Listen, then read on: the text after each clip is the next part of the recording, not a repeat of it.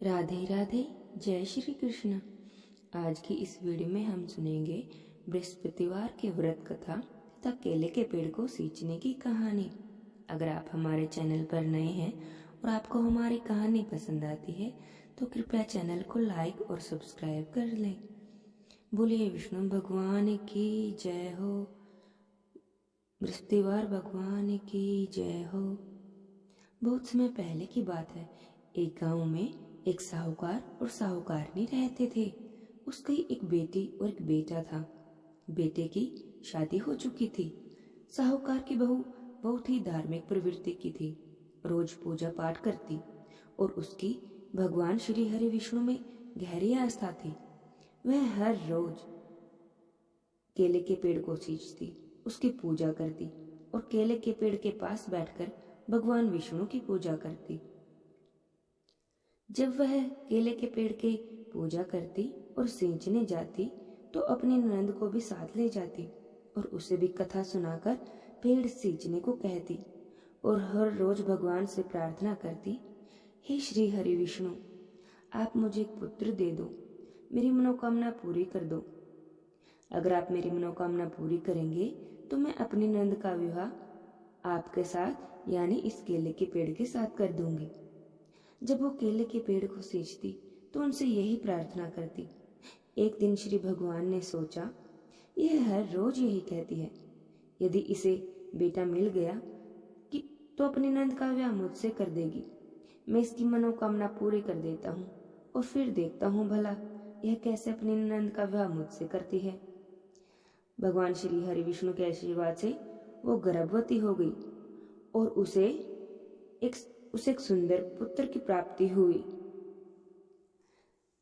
वह मनोकामना पूर्ण होते ही वह अपना वचन भूल गई, लेकिन भगवान वो वचन नहीं भूले थे।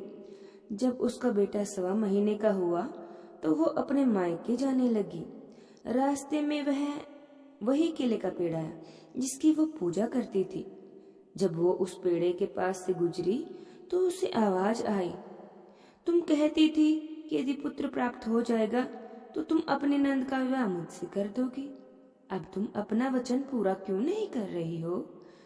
यह सुनकर वह बहुत चौंक गई और आसपास देखने लगी, लेकिन उसे तो कुछ नहीं दिखा, ना कोई दिखा। उसका पति भी उसके साथ ही जा रहा था, लेकिन उसे तो कोई आवाज सुनाई नहीं दी थी। इतने में दोबारा आवाज आई तो वह दोबारा आसपास देखने लगी। तभी उसकी नजर केले के पेड़ पर पड़ी जो जोर जोर से हिल रहा था। उसे लगा कि आवाज केले के पेड़ से ही आ रही है।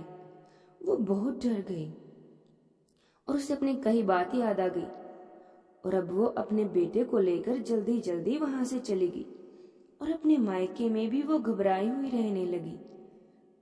उसकी माँ ने जब उसे देखा तो उससे पूछने लगी, क्या बात हुई बेटी, तुम इतनी परेशान क्यों हो?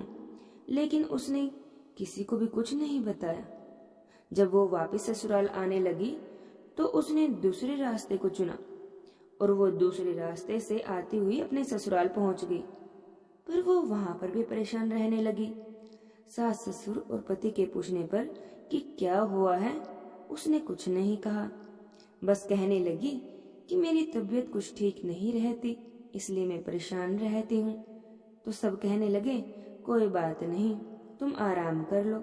लेकिन सुबह शाम अपने वचन को याद करके वह तो बहुत परेशान रहती। तब एक दिन एक सुंदर युवक उनके घर आया। उसे देखकर साहूकार और साहूकारनी ने पूछा, बेटा आप कौन हो? वह बोला, मैं तो आपकी बहू का मुंह बोला भाई हूँ। साहूकारनी बहू को बुलवा लाई और पूछने लगी, बेटी क्या ये तुम्हारा भाई है? और लड़के के पास गई, तुम कौन हो? मेरा तो कोई मुंह बोला भाई नहीं है। वह लड़का धीरे से बोला, मैं वही केले का पेड़ हूँ, तुम्हें तुम्हारा वचन दिलाने याद आया हूँ। आपको अपनी ननद की शादी मुझसे करनी है। यह सुनकर वह बहुत घबरा गई। लड़का अंदर आकर बैठ गया और बोला, मैं लंबे समय से विदेश में कमाने गया था, इसलिए यह मुझे पहचान नहीं पाई। अभी अभी गांव लौटा हूँ। इसलिए बहन से मिलने आ गया। साहूकार और साहूकारनी उस लड़के की यह बात मान गए और वह लड़का उन्हीं के घर रहने लगा और उसने अपने व्यवहार से सबका मन जीत लिया। साहूकार सोचने लगा कि क्यों न मैं अपनी बेटी का विवाह इस लड़के के साथ कर दूं। जब बहू को इस बात की खबर हुई, वो तो बहुत खुश हो गई और मन ही मन खुश हो गई कि ये तो मेरी परेशानी का हल है। इससे तो मुझे अपने नंद का विवाह करना था। अब साहूकार और साहूकारनी ने अपनी बेटी का विवाह उस लड़के के साथ कर दिया और वो लड़का अपनी पत्नी को लेकर वहां से चला गया। अब कुछ समय बाद एक दिन साहूकार और साहूकारनी ने अपने बेटे को बुलाया और कहने लगे, बेटा, बहुत दिन हो गए हैं तुम्हारी बहन की शादी हुए, तुम उसके यहाँ जा आओ। बेटा बहू से कहने लगा, तैयार हो जाना, कल बहन के यहाँ जाना है। यह सुनकर वह बहू तो बहुत परेशान हो गई और सोचने लगी कि मेरे नंद का विवाह तो केले के पेड़ से हुआ है, हम जाएंगे कहाँ, किससे मिलेंगे। वह इस समय भागकर केले के पेड़ के पास गई और जाकर प्रार्थना करने लगी, भगवान, आपने मेरे नंद से विवाह किया है, अब सब कह रहे हैं कि ननंद के यहाँ हो आओ, अब हम कहाँ जाएंगे।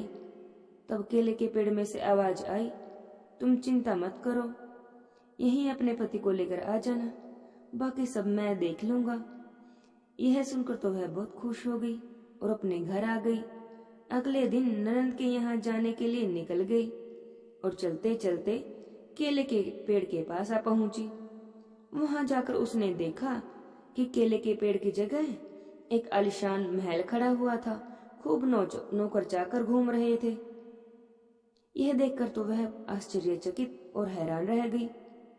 अपने भाई और भाभी को देखकर उनकी बहन तो बहुत खुश हुई और बोली, भाई, मुझे तो बहुत अच्छा ससुराल मिला है, मैं तो बहुत खुश हूँ।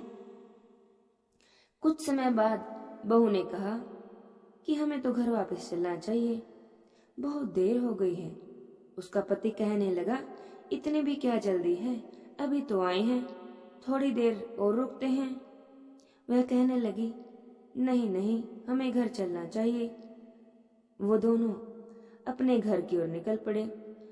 थोड़ी दूर पहुंचने पर उसका पति कहने लगा, अरे मैं तो अपनी छतरी अपनी बहन के घर ही भूल आया हूँ, वापस जाकर मैं अपनी छतरी ले आता हूँ। तब बहू ने मना कर दिया कि वापस मत जाओ। वह कहने लगा, क्यों, मैं वापस क्यों ना जाऊं। उसकी पत्नी कहने लगी, तुम्हारी बहन का ससुराल है, बार बार जाओगे तो क्या सोचेंगे सब लोग, छतरी रह गई तो रहने दो, हम दूसरी ले लेंगे। लेकिन उसका पति तो नहीं माना। वो उसी स्थान पर पहुंचा तो उसने देखा कि बहन के महल की जगह एक केले का पेड़ खड़ा था और उसी पर उसकी छतरी लटक रही थी। उसे देखकर तो उसे बहुत आश्चर्य हुआ। वो अपनी पत्नी से बोला, तुम्हारा भाई कहाँ है, अभी तो यही है, ना उसका महल है और ना तुम्हारा भाई। सच सच बताओ, तुमने मेरी बहन की शादी किससे करवाई है।